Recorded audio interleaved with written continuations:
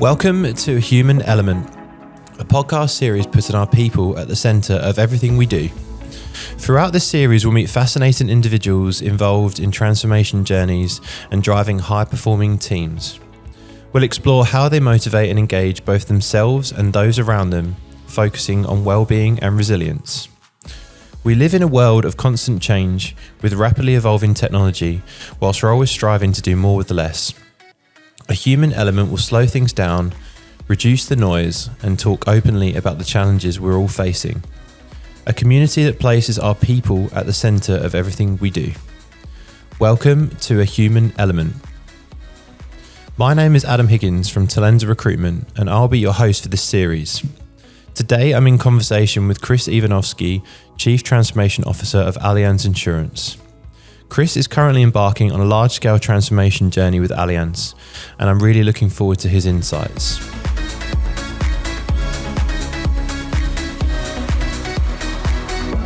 So hi, welcome to the podcast. Thank you. Our inaugural episode. All very exciting, I guess, and I'm really excited to have my first guest with me. I think, I couldn't think of a better way to kick this off than with the man to my left. We've kind of got to know each other really well over the last 12 months. Our conversations can often go anywhere, which is probably conducive to this environment. And I think a lot of our discussions really have been having, people, well-being, resilience at the centre of a lot of our discussions. And in this podcast, I really wanted to kind of highlight that and shine a light on it because, I think it's one of the biggest challenges that we're facing, not just on an individual level, but as collective teams. I think in an economic environment where we're trying to do more with less and we're trying to keep people at the centre, but also looking at the rise of technology and things like generative AI, which are becoming more and more topical and creating a lot of noise, I guess. The aim for these discussions is to really kind of draw on personal experience and look at how we're getting the best out of our teams, how we're creating high performing environments, how we're putting people at the centre of everything we do, rather than just having the occasional day where we signpost it and ask people, are you okay?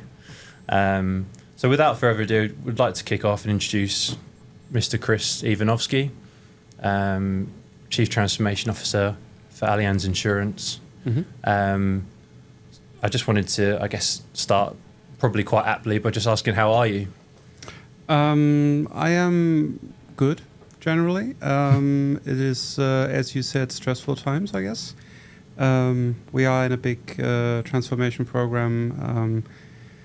We are quite close to one of our major releases. And so I guess this is actually, while people would think it's stressful to be in front of a camera and in front of a microphone, this is actually a moment for me to relax and reflect. So thank you for that, and thanks for having me. No problem. Bit of therapy, I guess. I would say so. Yeah, it has a therapeutical element to it. Yeah.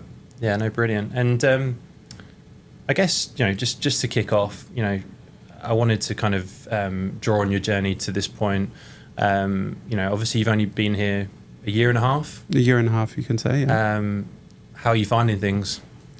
I think it's been a journey. So let's start with that. The way that my family and I have been received here in Australia couldn't have been better. We were, when we came here, people were tremendously friendly and helpful, and they continue to be to this day. And 1.5 years back, my wife and I, we packed our kids and some suitcases, and we packed basically our life into a container, and then we flew over here and had the container coming back to us. Obviously that's an adventure in itself. Yeah. And it's quite stressful, and I'm not going to downplay that.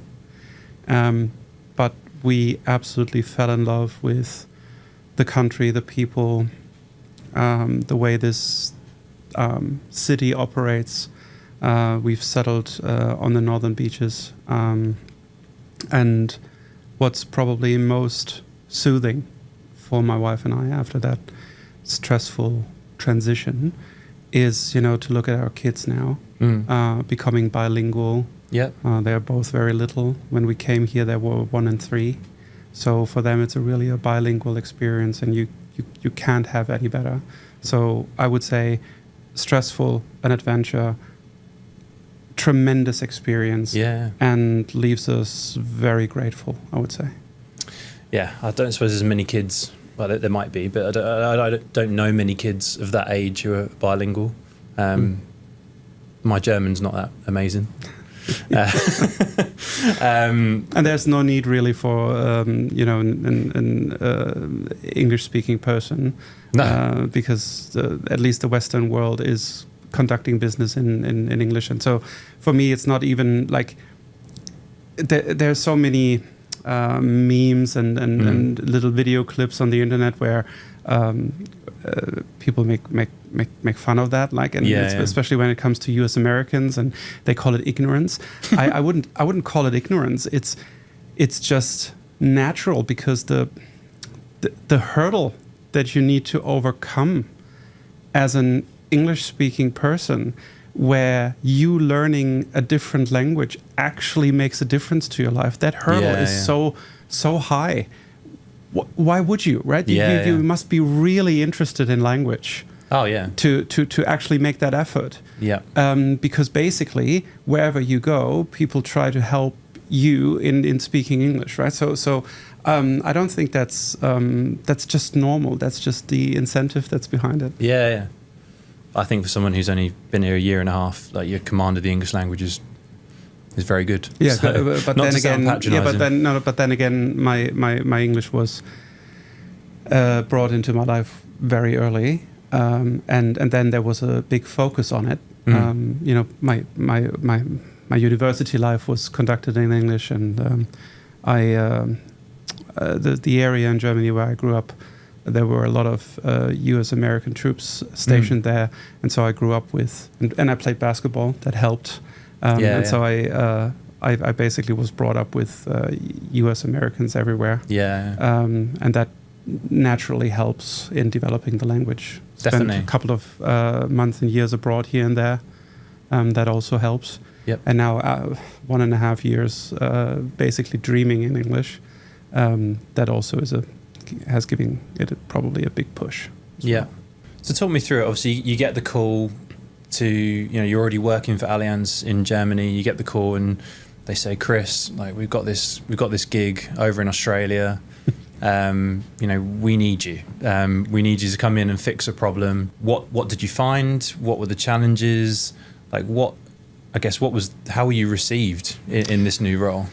Yeah. So, I mean, you're very generous in how you summarized it. I think the first thing that I would call out, it wasn't as heroic as that. Yes, I've been with Allianz for 14 years now, most of the time in Europe. Yep. And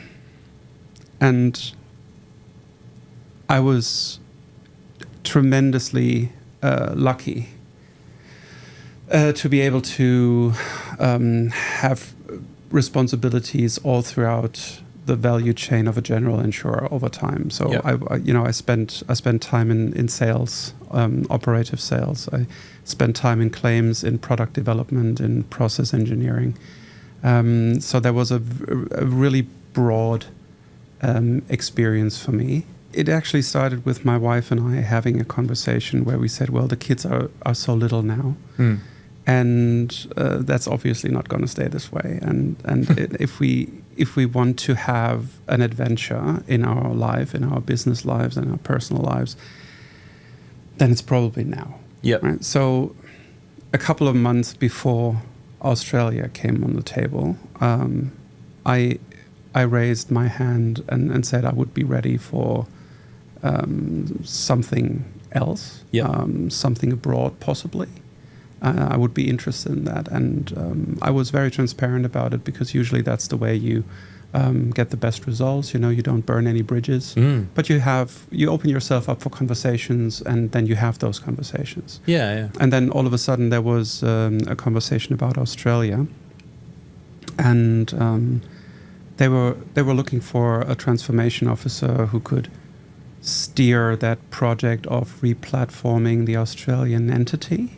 And so that general experience that I just talked about, that came in handy. Yep. And also they wanted someone, because obviously, I mean, it's so obvious, but when you then think it through, it matters, right? When you are on the other side of the world and you have 8 or 9 or 10 hours between yourselves and the head office, they wanted someone who really had a broad network that they can build on. Yep. And after 13 years at Allianz at that point in time, and with that, broad background, I was fortunate enough to have that network. And so together, that sort of created the pull that is usually necessary for a company to make that decision. Yes, we take this person plus his family and put them overseas, right? Yeah. And then, I had a very interesting conversation with my wife, obviously, because when we thought of an adventure, I think something that would have played in our mind would be Spain. Yeah. But maybe more than that. But couldn't get much further. But you couldn't get much further than Australia, right? So we had this conversation when we said adventure. Did we mean the other side of the world, right? And it turns out we did. And then we came here and we jumped into that seemingly cold pool of water, and then we understood that it is actually quite warm. Yeah. So that was a pleasant surprise. Absolutely. And what did you inherit? What was the situation did I inherit? when you came in? So I knew the global transformation program quite well. There was some upheaval. The Allianz globally was running the transformation program of building a global insurance framework and then deploying that global insurance framework to different operational entities. Yep. We were doing that for quite some time, and the results, unfortunately, over the first couple of years were, I guess, a little underwhelming.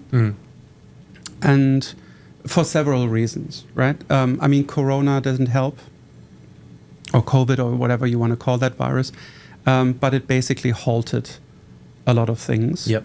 What we did is we took as a basis for this transformation a software framework that was developed originally for the German and Austrian market. So for a very European centered market, using a lot of tied agents to distribute insurance to customers. And so it was a very specialized base product, and it was also very monolithic in its architecture.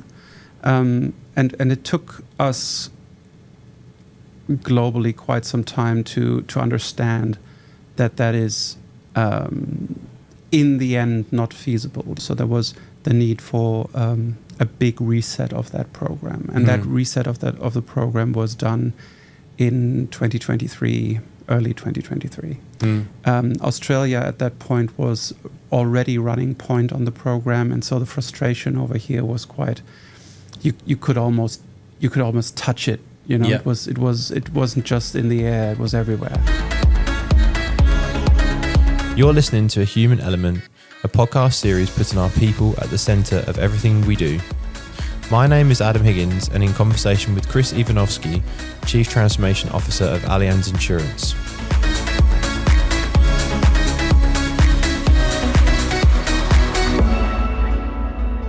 There was this big reset where we decided to go to a completely different architecture, from monolithic to verticalized, to really, going asset by asset. And then the program is no longer this big software framework. but it is a collection of assets and services that collectively then can be modularized and built into a solution. Yeah. And at the same time that we change the architecture, we also change the delivery model of that completely, where our internal software vendor, Allianz Technology, was still building the software, but the solutions were developed by business-led areas. So a very complicated situation of change.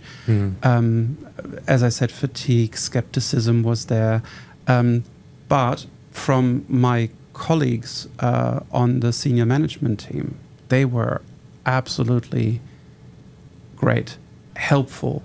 They wanted this to work. They appreciated that there's a big need for change. Yeah. And I think that was also there. So, and now we had to find a way through this, chaotic situation and try to stabilize that going forward. So how did you create that stabilizing effect? Because obviously there's an element of building the plane whilst also learning to fly a little bit. And with such a large company, it's almost like trying to turn a cruise liner, I suppose. Like you can't just spin it around. And how did you get people bought into that vision, I guess, and bring people on the journey? I really tried to narrow down what was really important. And for example, I don't want to sound rude now, right? But what do I care if someone somewhere in the business is skeptic or is fatigued? I don't need to address that right away. No. I can leave that be, right? It's almost inevitable. It's almost inevitable. So why not just accept it, acknowledge it, and say, look, you stay where you are, you stay skeptic, you stay fatigued, that's okay, that's fine and well after what you've been through. Let us get some clear results on the table and then sit together again and see if we cannot find a way out of this. But at the beginning of a journey like this, you're empty-handed. What am I going to say? Don't worry. I'm a superhero. I look at my cape. I can fix this. Too many people have said that already, right? So for me, it's really, yes, you have to ask questions. Yes, you have to have conversations, and yes, you have to listen. But you also have to cut through the noise. Yeah. And then, because otherwise you will never get something on the table that's tangible. No. And when I say tangible, it's also not going to be that I can grasp into thin air and materialize a solution, and then you can touch that solution, right? Yeah. So, which is what a lot of people are looking for. A lot of people are looking for that silver bullet to say, we're going to do this, and then tomorrow the world will be different. Yes. And also not going to happen, right? People don't have that level of patience. Yes. Because people just want results instantly. Exactly. And that's the world we live in now, where everything's just instant. Yes. So now, what can you do to create tangible results? You have to define what a tangible result is.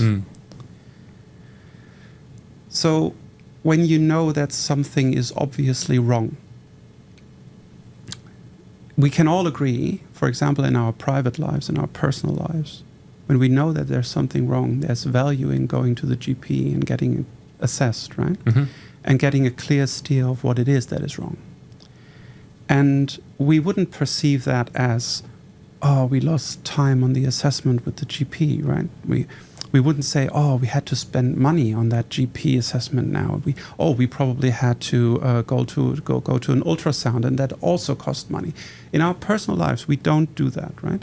But in our business lives, we do that sometimes. We say, again, an analysis, again, planning sessions, again, that makes us lose time. Yeah, well, no, it helps us find the direction in which we have to work in order to produce something that is meaningful. Yeah. And I think that is what really went well when we set out. We really tried to work out where do we have real issues? How can we measure that? How can we bring that and surface that and bring that to the table and make it clear to everyone? How can we produce, for example, isn't there value? Like when I said the new delivery model, yeah, it started to develop the solutions, these assets in different areas. Mm-hmm. And those areas were staggered across the value chain. So from product development, sales, servicing, claims, back end. And isn't there use in having a very detailed, interconnected plan across all of these areas? Yes, there is. Is that a tangible result? Well, not in the classical sense that it gives us the solution, but it is the first step towards a solution. Right? And so there are many artifacts that were missing, but they are necessary to create trust again. Yep. And create an idea of what it actually is that we're doing. It's the same thing with decisions. Decisions need to be very clear, and the implications of those decisions also need to be clear. So my steer would always be, in order to create stability, you have to create transparency, and you have to create a clear, understandable vision of what's coming. So usually what you can lay your eyes on and what you can touch is lists over lists over lists of requirements and what will I get here and what will I get there. But to really elevate that for example, and give people on the right level of detail a tangible idea of what they are going to get down the line and why that needs, for example, more time, more energy, more quality over here, and how do we address that, to have that real clear structure and planning. Because it gives people an idea of accountability and yes, and what their purpose is, right? You know, yes, this is your role. Yes. This is what I want you to do. Yes, and this is how you're going to play a big part, and that creates a good culture, right? Yes, and also it gives you, yes, accountability. You're right. And also, you then have something that you really can track against. Yeah. And then you get positive feedback from hitting those milestones or achieving these necessary steps that everybody has agreed on. Yeah. That they are necessary. So it's a process. Yes, absolutely. Yeah. And it's a process again of not just asking questions and then systemizing them, but also knowing what you need to ignore in the beginning. Yeah.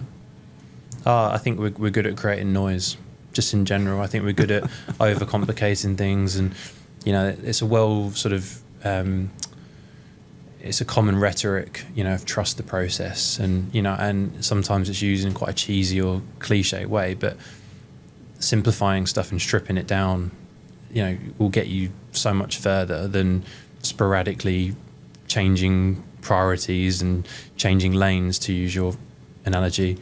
Not everything can be urgent, because if everything urgent, nothing is. Yeah. There must be a separation between priority 0, priority 1, priority 2, right? When everything is priority 0, what's left? What's the use of that? Yeah. And so I'm a big fan of, for example, I would always say, guys, let's not even talk about buckets of priorities.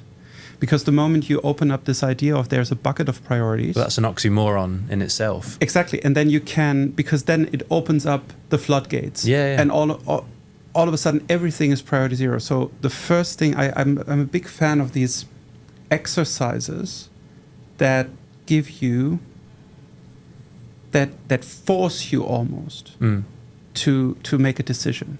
So for example, forced ranking. Not always... But in some cases, a forced ranking exercise is just amazing. Give me a ranking, and if 2 things occupy the same space on that rank, give it 5 more minutes to try and figure out which is on top, which is on bottom. And if you can't figure it out, throw a coin. but make that decision. Do something. Yeah, do something. Give me a real forced ranking, and it's not priority 1s, 2s, 3s. It's the priority 0, priority 1, priority 2 until priority n, right? And then you can take your red marker and you just draw the line and you say, okay, from here downwards, if we have time, yes. Probably not. Yeah, it's probably not going to happen. It's always quite topical at this time of the year, you know, with like the whole New Year's resolutions, like on a personal level and a work level, you know, because how can you have 10 priorities? Like the word priority means it's pressing, it's urgent, it's top of the list, you know, and that list shouldn't be more than, to your point, 2 or 3 things. You know, like I'm sure you and your wife don't sit down of an evening and say, we're going to renovate our house and then we're going to you know, get an extension and we're going to buy a new car all at the same time. Yeah. You know, you do things in an iterative fashion.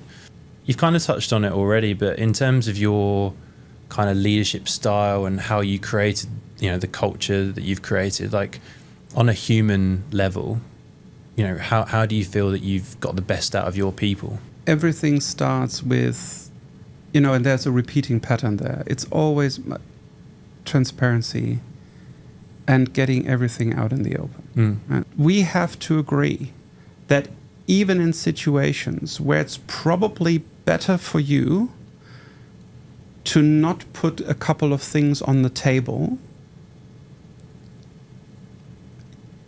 we agree that we are sitting in the same boat and that you still put them on the table and you give me that transparency. Yeah. So that is something that I would always ask of anyone, and this is something where I would never compromise.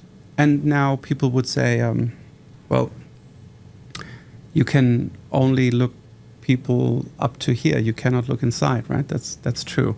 How can you know that someone isn't transparent? Well, I only know in retrospect. But then there's this thing, fool me once, shame on you, fool me twice, shame on me, right? Yeah. So my priority 0 is we are transparent. If you want to work with me, be transparent. In return, I will give you the trust that this is always true. So that would be my priority 1. My priority 2 probably would be to say, be an entrepreneur, right? Be entrepreneurial in your business approach inside the big company that we are. So what that means is be pragmatic, be solution oriented. As long as the necessary condition is met that we do what we do on a morally acceptable value base. Yeah. Right? Because I cannot say outcome first no matter what. Right? There must be this entry criteria that we are not overstepping certain values that everybody can agree on. That I think I live on a daily basis. And I think people feel empowered by that, right? In that sense of freedom, you know, and having the support of someone like yourself. I mean, obviously I know a few of your team members. Like what do you think they would say about you as a leader? Yeah, I think what I just said, what my priorities are, I think they are shining through on a daily basis because I'm quite firm on this. Quite deliberate. Yes, also. When it comes to these priorities and to the way I like to conduct business, I sometimes experience myself as to be a little too stubborn on it and not open enough to new ideas or can't we try a different approach? I can acknowledge completely that there needs to be this fluidity and this openness to new ideas and approaches, and I really do hope that would still shine through, even though I'm usually quite firm on a couple of non-negotiables. You've been listening to A Human Element with me, Adam Higgins. If you've enjoyed this conversation, please follow and subscribe on Spotify and YouTube. I look forward to bringing you even more authentic and engaging conversations, putting our people at the heart of everything we do.